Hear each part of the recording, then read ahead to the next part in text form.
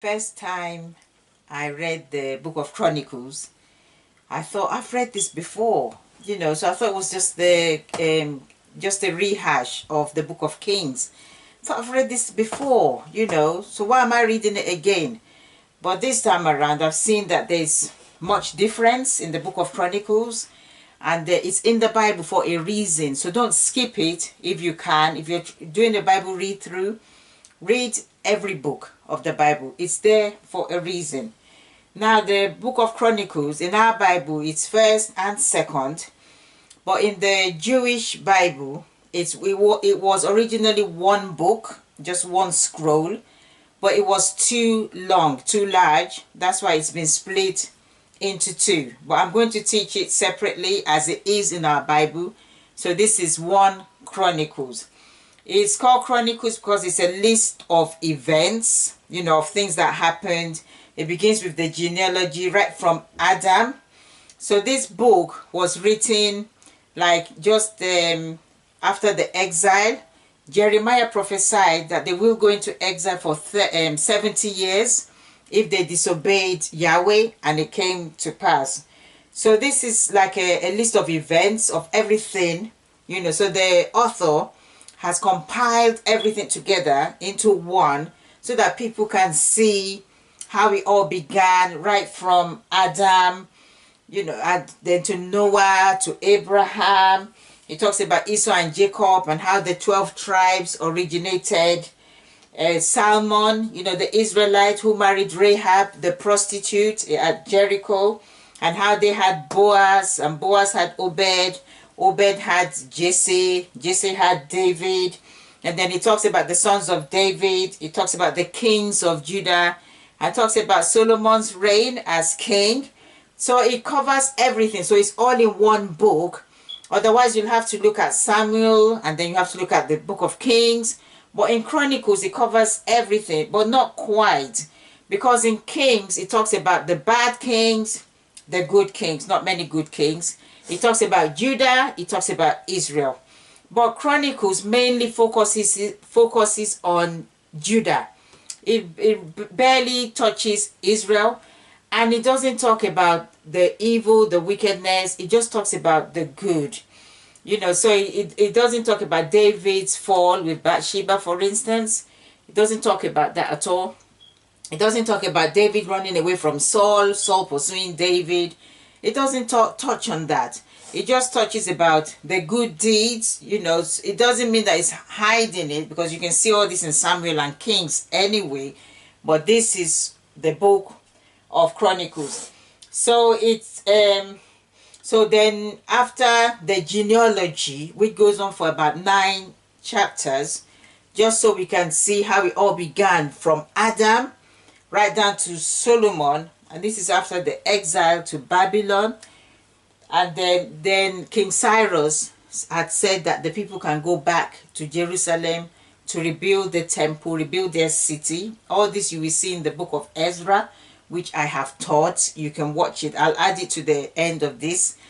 And then the book of Nehemiah talks about Nehemiah going back to rebuild the wall, because the wall had broken down and Israel were being taunted even though they'd gone back. So he went back, and that was his duty to rebuild the wall. I've also taught Nehemiah. You can watch the clip. So David becomes king. All of this we have seen already. So we're really not going to dwell too much on most of the stuff in Chronicles, because we've seen them already.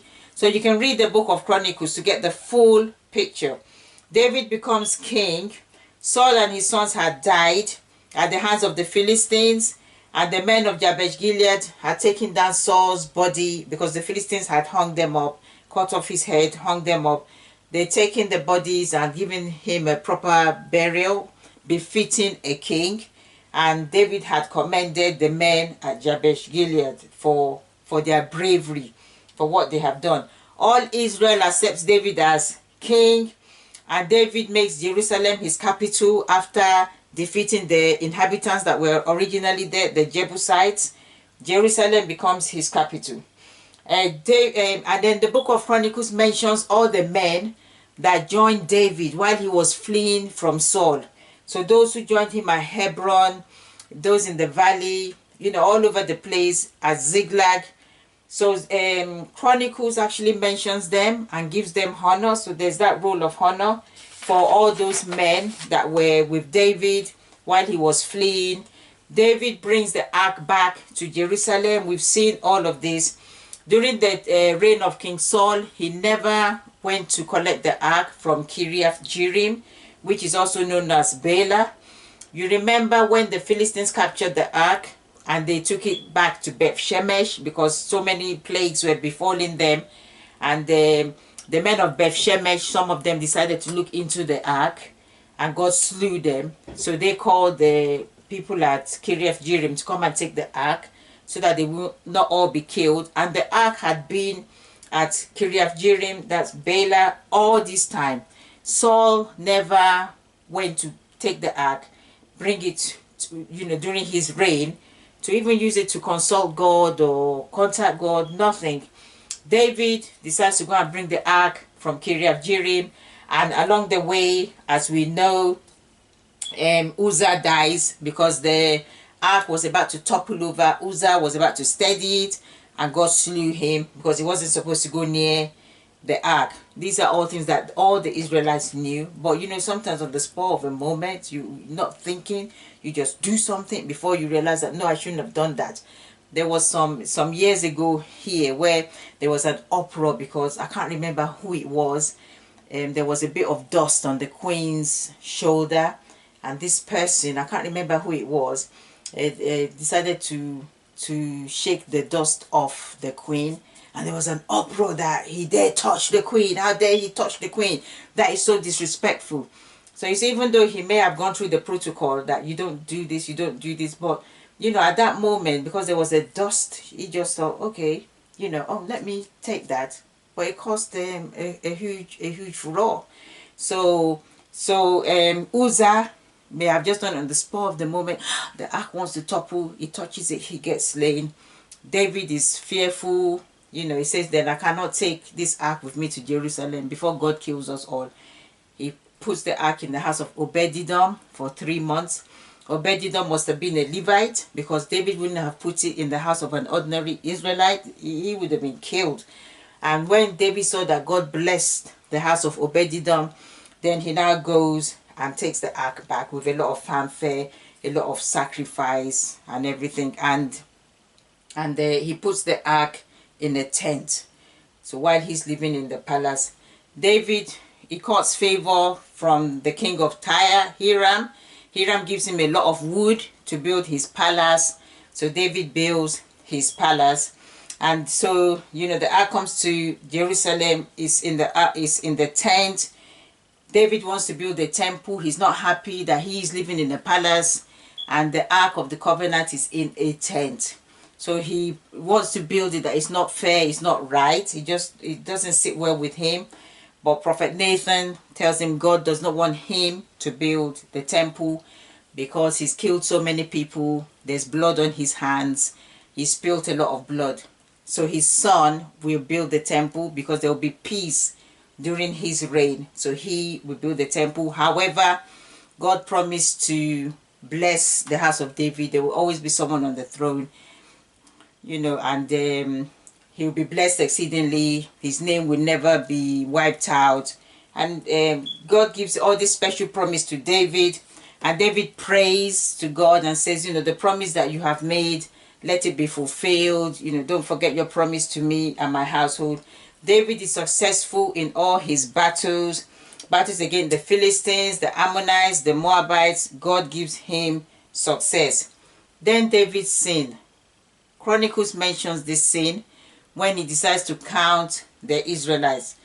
Joab says it's wrong, he shouldn't do it, but David does not listen. He decides to count the Israelites. God is displeased and the plague begins, and so many Israelites died until the plague was stopped. And David was so repentant about what he did. He asked the Lord for forgiveness and he builds an altar, so to appease the Lord and sacrifice and everything. And then after all of that, he now prepares for the construction of the temple. He gathers all the stuff together God gives him the plan of how he wants the temple to be. And then David gives this plan to Solomon, and calls Solomon, warns him that he should obey the Lord. He should never turn away from him. If he follows the Lord with all his heart, God will give him good success. And he prays that God will give him wisdom to know how to build this temple. He wanted to build a temple, but God said no, that Solomon will be the one to build it. So he's now prepared all of this for Solomon. So Solomon will not struggle when he wants to build the temple. Everything is prepared, ready for him. So David organizes the Levites and the priests, the temple musicians, the temple guards, other temple officials, those who will be in charge of the offering, those who will be in charge of gifts. He organizes all of this before the temple is built, so that after the temple is built, everybody will know their place, everybody will know their position. Solomon will not have to worry about all these things. And there's also a list of the army groups who serve the king, the leaders of the tribes, and other officials, those who are in charge of the stores, the vineyards, the farms. David organizes all of this. So the people give gifts for the temple, and David is really pleased because they gave it willingly and cheerfully, and there was so much, and he knows that his son will just have good success in building the temple. And then after that, David praises the Lord, and everybody praises God. David gives gifts to all the people, and then Solomon becomes king, and David dies. So most of this you will see in book of Samuel and the book of Kings. So if you want a full picture, you can look at these books or watch my videos. I've already done them. Thank you so much for being with me in this journey. God bless you. Consider subscribing to my channel. Bye.